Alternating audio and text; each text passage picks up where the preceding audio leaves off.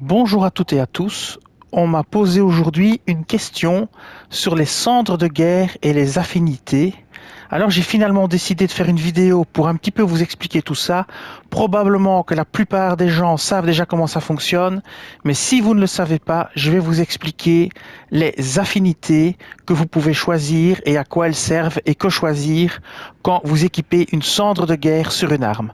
Alors je vais prendre l'exemple qu'on m'a demandé, donc je vais prendre gravité sur une arme, donc je vais prendre l'espadon de gargouille et je vais lui affecter une affinité qui est liée ici au sort, enfin à la cendre de guerre gravité. Et donc vous pouvez choisir soit rien du tout. Et regardez bien ce qui change. Donc physique 318 plus 185. Si vous prenez lourd, vous voyez que vous avez moins de dégâts, mais plus de dégâts. Donc vous avez moins de dégâts de base, vous êtes à 277 et vous avez 251 de dégâts en plus. Sinon, vous êtes à 318 plus 185. Si vous prenez lourd, vous passez à 277 plus 251. Mais qu'est-ce qui change surtout? C'est que votre affinité de force passe à A. C'est-à-dire que si votre personnage a beaucoup de force, eh bien le deuxième chiffre qui est en bleu derrière va augmenter. Si vous avez un personnage avec pas beaucoup de force, ce chiffre sera beaucoup plus petit. Donc pour les gens qui ont beaucoup de force, ben pouvez prendre lourd parce que ça va augmenter vos dégâts bonus qui se rajoutent à vos 277. Ici par contre, vous êtes en force B, ça reste 318-185. Ici, comme vous prenez lourd et que le bonus d'attribut force passe en A, si vous avez énormément de force, eh bien vous passerez à 251 alors qu'avant vous étiez à 285. Vous voyez aussi que si vous prenez lourd, la dextérité ne joue plus. Ce n'est plus que la force qui joue, tandis que si vous laissez aucun, vous êtes encore en dextérité B, dextérité E et force B. Alors je ne sais pas si c'est clair, mais c'est ça le plus important. Alors, si vous prenez acéré par exemple, vous voyez que votre force passe à D et votre dextérité à B. Et vous passez en bonus 210, tandis qu'en lourd vous étiez à 251. Logique, puisque votre force jouait plus là, et ici, c'est plus votre dextérité qui joue. Et comme mon personnage a plus de force que de dextérité, eh bien, c'est moindre. Donc, si vous avez un personnage qui a beaucoup de dextérité et que vous voulez augmenter vos dégâts bleus qui sont derrière le chiffre 295, eh bien, vous avez intérêt à choisir acéré parce que la dextérité amplifiera vos dégâts. Si vous prenez qualité, alors là, vous jouez sur la force et sur la dextérité. La force va rester à B et la dextérité va passer à B. Et donc encore une fois, c'est plus pour des personnages qui ont force et dextérité, tandis qu'ici, c'est plus pour un personnage qui a dextérité, puisque force passe à D en acéré, tandis qu'en qualité, c'est B et B. Donc si vous avez un personnage moitié force, moitié dextérité, eh bien ça vous donnera un bonus plus grand que de prendre par exemple force D et dextérité E. Maintenant, si vous passez à une affinité magique, qu'est-ce qui va changer ? Ce qui va changer, c'est que vous allez infliger des dégâts physiques plus une partie de dégâts magiques. C'est ce que vous voyez ici. Ici, vous n'avez rien en magie. Là, vous voyez une ligne magique qui vient d'apparaître, 245 plus 225. Mais vous voyez aussi que vos dégâts physiques sont fortement réduits. Vous passez à 245 plus 38, alors qu'avant, vous étiez à 258 plus 243. Et donc ici, si vous voulez infliger des dégâts magiques à un ennemi qui est faible en magie, eh bien, vous prenez magique. Mais alors, attention, la force passe à D, la dextérité passe à E, et l'intelligence passe à B. Et donc, si vous avez un personnage qui a très peu d'intelligence, eh bien, le bonus de dégâts derrière magie sera très faible. Moi, j'ai beaucoup d'intelligence, donc ça me met 225 en magie, en plus des 245 de base. Mais ça, c'est à vous de voir ce que vous voulez faire. Maintenant, si vous voulez absolument, si vous avez absolument besoin de faire des dégâts magiques, alors évidemment, vous équipez vous prenez cette affinité-là, en fait, parce que comme ça, vous infligerez des dégâts magiques en plus. Si vous prenez glace, alors là, ça devient intéressant. C'est que vous allez mettre sur votre arme un effet passif qui sera congélation. Ça veut dire que quand vous taperez l'ennemi avec votre arme, vous infligerez congélation. Et si vous lui infligez congélation et que l'ennemi est congelé, vous ferez plus de dégâts avec vos attaques que s'il n'est pas congelé. La congélation amplifie les dégâts. Donc si vous voulez mettre sur votre arme de la congélation pour que par exemple faire plus de dégâts, eh bien vous faites ça. Alors vous voyez aussi que si vous prenez glace, qu'est-ce qui se passe? Vous passez en force B et en intelligence C. Donc c'est un bon choix pour les personnages qui ont beaucoup de force et beaucoup d'intelligence.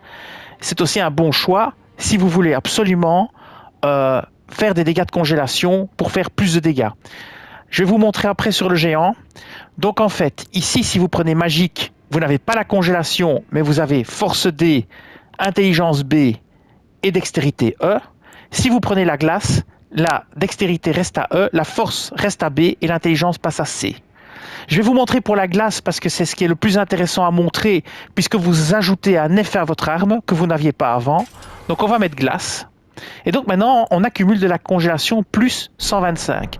Ce qui veut dire que quand vous taperez l'ennemi, il finira par être congelé. Je vais vous montrer ça. Donc on va taper le géant. J'espère le tuer pas trop vite. Et vous verrez qu'à un certain moment, il va être congelé. Donc 1, 2, 3. Maintenant, il est congelé. Et donc, vous ferez plus de dégâts en le frappant. Parce qu'il est congelé. Et ça, vous avez pu rajouter congélation sur votre arme. Parce que vous avez choisi cette affinité. Alors, je vais quand même vous expliquer comment obtenir des affinités supplémentaires. Et je vais vous montrer ça dans l'inventaire. Et donc, la liste des affinités que vous pouvez choisir, elle est déterminée par des objets que vous trouvez dans le jeu. Et je vais vous montrer lesquels. Si vous allez dans l'inventaire, donc on va faire ça, on va aller dans l'inventaire. Hop, dans équipement non, inventaire. Et que vous allez dans les objets clés. Vous allez voir des pierres d'affûtage. Et c'est ces pierres d'affûtage qui vont vous donner plus de choix dans les affinités que vous pourrez équiper sur vos armes. Vous avez le couteau à aiguiser qui permet d'ajouter aux armes de nouvelles compétences et affinités. Pareil pour la lame d'affûtage en fer, puis la lame d'affûtage en pierre d'éclat, celle incandescente, la lame d'affûtage sanctifiée, noire, et voilà. Et quand vous obtiendrez toutes ces lames d'affûtage ou couteaux à aiguiser, vous obtiendrez toutes les affinités possibles. Celle-ci, par exemple, elle vous donnera des affinités de feu. Celle-ci, je ne sais plus. Celle-là, je ne sais plus, je crois que c'est sacré. La lame noire, je ne sais plus non plus. Mais bon, vous verrez bien au fur et à mesure que vous les trouverez, ça rajoutera des possibilités. Et je vais vous montrer ça. On va prendre une autre arme. On va prendre par exemple la dague. Je ne sais pas si on peut mettre beaucoup de choses dessus. Et je vais vous montrer ça. On va essayer de placer une cendre de guerre dessus. Donc, voilà. On va prendre la cendre de guerre, par exemple. Lame rocheuse. Et vous voyez que là, on a beaucoup plus de choix.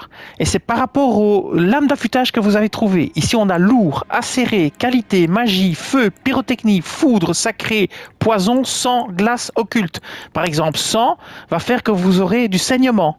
C'est un choix à faire. Si vous prenez glace, vous aurez de la congélation. Occulte, vous aurez une arme qui sera plutôt basée sur l'ésotérisme, parce que l'ésotérisme passe en C. Si vous prenez poison, vous aurez l'ésotérisme en D et vous accumulerez du poison. Sacré, vous aurez la foi qui passe en D. Vous prenez foudre, vous ferez des dégâts de foudre supplémentaires. Vous voyez 56 plus 16, basés sur la force et la dextérité. Vous prendrez pyrotechnie, vous ferez des dégâts de feu, basés sur la force, la dextérité et la foi. Et c'est un build foi qu'il faudra prendre.